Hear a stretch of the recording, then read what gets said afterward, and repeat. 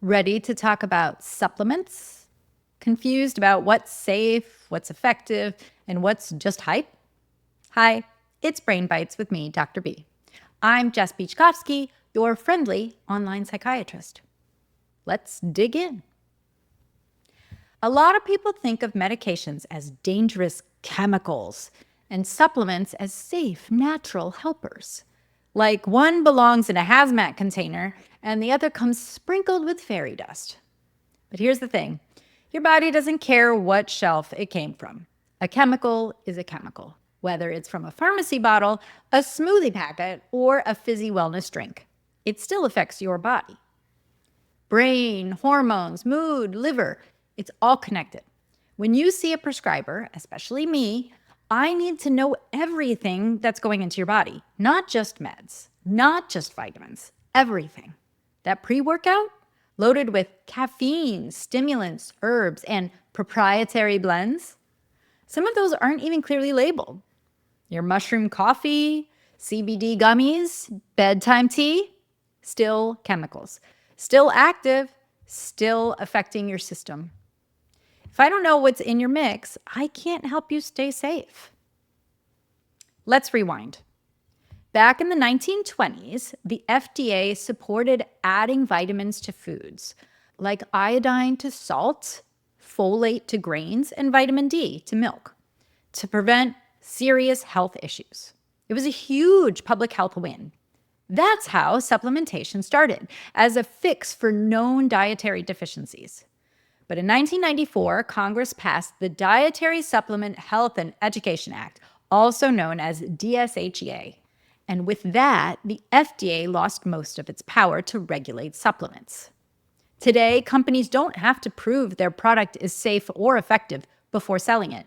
They're supposed to follow good manufacturing practices, test for quality, and label things correctly, but it's all done internally. The company selling the product is also the one checking it. No required third-party testing, no pre-approval process, and unless someone gets hurt, no one is really watching. I'm not anti-capitalism, but I don't blindly trust profit-driven companies to put safety before sales, and I don't think the average consumer should either. This part is wild. Studies show up to 89% of supplements don't match their ingredient labels. Some contained banned substances. Some skip key ingredients altogether. And batch-to-batch variation is huge. One bottle might be fine, the next, not so much. Here's what makes me shake my head. Psych meds, my meds, go through years of testing, clinical trials, placebo controls, FDA reviews, post-marketing safety tracking. And even after all that, they're still not perfect. They don't work for everyone. They have side effects. We know. But they're studied, scrutinized, tracked. Meanwhile, someone buys a calming powder online with 12 vague ingredients, and suddenly that feels like a safer choice? I'm sorry, I'm not buying it. Tylenol, yep, good old acetaminophen, can cause liver failure if you take too much. That's sold in every gas station in America. Just because it's familiar or easy to buy doesn't make it safe. If you take supplements, I'm not judging you. I just want you to be informed. Here's how to make safer choices. Look for third-party seals on the bottle. USP, the U.S. Pharmacopoeia, or NSF, National Sanitation Foundation seals, mean the product was tested for ingredient accuracy, purity, and quality. They don't prove it works, but at least you know what's in the bottle. You can also use consumerlab.com. It's a paid site, but they independently test supplements and break down what's safe, effective, and worth buying. I'm not anti-supplement. I take a few myself. Here's what's in my cabinet. Vitamin D3. I take it because my labs showed I was low. Vitamin D helps with mood, immune health, and bones. We can make it from sunshine, but most of us don't get enough. It's best taken with food, especially something with some fat. Omega-3s. These healthy fats support brain health, reduce inflammation, and may help with mood and focus. Even though I love salmon, I don't eat it often enough to meet the target dose.